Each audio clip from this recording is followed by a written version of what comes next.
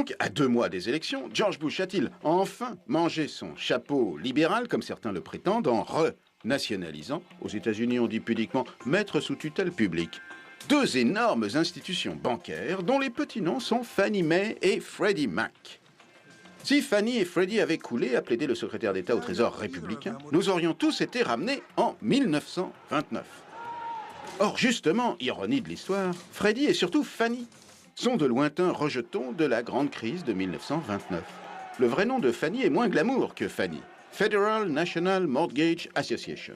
Sa date de naissance est 1938. Son père est le président démocrate Franklin Roosevelt et sa mère s'appelle New Deal.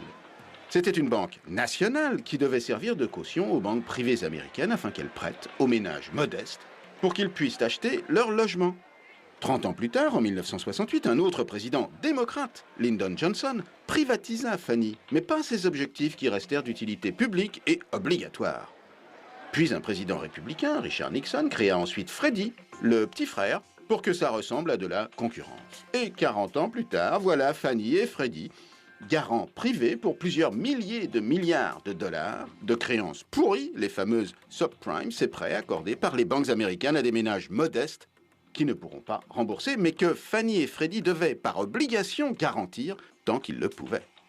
Ainsi, l'histoire montre que républicains et démocrates portent en réalité, dans cette crise, chacun une partie du chapeau qu'il leur faut maintenant manger ensemble.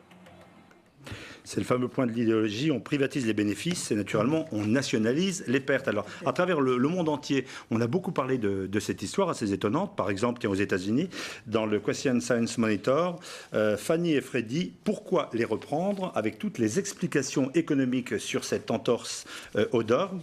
Dans la presse du Chili, les États-Unis lancent un plan de sauvetage historique. En effet, on avait rarement investi autant pour sauver ces organismes. Dans la presse du Brésil, les États-Unis injectent 200 milliards pour garantir les hypothèques, les fameux subprimes. L'Australie également, le Trésor américain prend le contrôle des prêteurs en difficulté. On revient en Europe avec l'Espagne ici. Les bourses accueillent dans l'euphorie le sauvetage